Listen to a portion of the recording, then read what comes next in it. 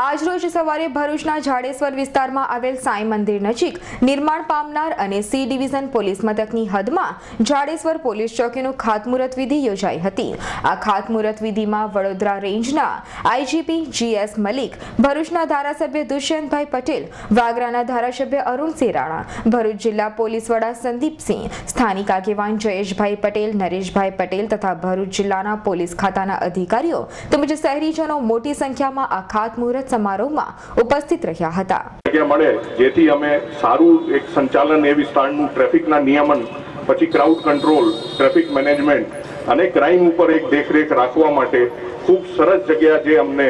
ફાળવવામાં આવી વૈકલ્પિક તરીકે, એના માટે જાડેશ્વર ગ્રામ પંચાયતના સરપંચ શ્રી નરેશભાઈનું પણ હું ભરૂચ જિલ્લા પોલીસ તરફથી ખૂબ ખૂબ આભાર માનું છું। જે આપ લોકોનો સહકારથી એ લોકોને પણ ખૂબ ખૂબ આભાર માનું છું કે આ એ જે સરકારનો પણ એ અભિગમ હોય છે કે લોક ભાગીદારી એ હોય તો એનો પણ એ એસોસિએશન એને ફીલ થાય, તો એ પણ એક ખરેખર ગામના પ્રશંસનીય કામગીરી છે। આપણે અહીંયા 3 વર્ષ જેટલા આશરે ફરજ બજાવ્યા છે, 2004 છે એનો, એટલે આપણે યાદ કરીએ અને આવીએ તો કે આપણો જે ઘર જેવો હોય એવું લાગે છે। તો આ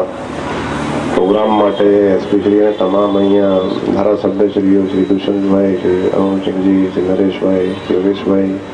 કલાબેન અને અવી સૈયદનો રિપોર્ટ, ભરૂચ।